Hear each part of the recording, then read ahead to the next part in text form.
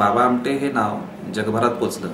ज्या काळात कुष्ठरोगाविषयी अनेक गैरसमज होते, कुष्ठरोग्यांची सेवा करण्यासाठी कोण पुढे येत नव्हतं, कुष्ठरोगावर संशोधन करण्यासाठी कोण आपलं शरीर द्यायला तयार होत नव्हतं, अशा काळामध्ये बाबांनी संशोधन करण्यासाठी आपल्या शरीराचा सुद्धा उपयोग करून दिला।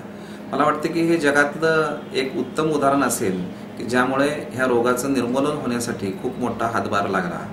आज सामाजिक काम करण्यासाठी तरुण पुढं येताना दिसत नाही, आला तरी तो फार जास्त काळ टिकत नाही।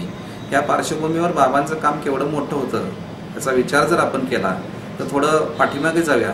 ज्या काळामध्ये वृत्तपत्रांची मोठी संख्या नव्हती, मोबाईल्स नव्हते, TV नव्हते, फेसबुकसारखी माध्यमं नव्हती की जेव्हा एखादं छोटंसं कामसुद्धा आपण जगात एका क्षणामध्ये पोचवू शकू, अशा परिस्थितीमध्ये चंद्रपूर जिल्ह्यातल्या वरोरा तालुक्यामध्ये बाबांनी उभा केलेलं काम हे जगभरात पोचलं।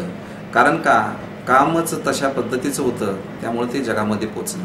आपण काम जर करत राहिलो तर निश्चित लोक त्याची दाद देतात, जगभरातनं तुमच्याकडे लोक येतात, फक्त त्याच्यामध्ये सातत्याची गरज असते। आणि म्हणून हे सातत्य काय असते हे आमटे कुटुंबियांच्याकडे पाहिल्यावर बघायला मिळतं। तिसरी पिढी आता ह्या कामामध्ये झोकून देऊन काम करत आहे आणि मला वाटतं की तोच आदर्श समाजातल्या तरुणांनी घ्यावा आणि बाबांसारखं काम आपण ह्या समाजामध्ये आपल्या परीनं जे काही करता येईल ते करावं। तीच बाबांना मला वाटते की खऱ्या अर्थानं आदरांजली असेल आणि म्हणून बाबा आमट्यांचा जन्मदिवस हा सामाजिक दिन म्हणून साजरा निश्चित पद्धतीनं शासनानं आणि लोकांनी करावा अशी मी अपेक्षा व्यक्त करतो।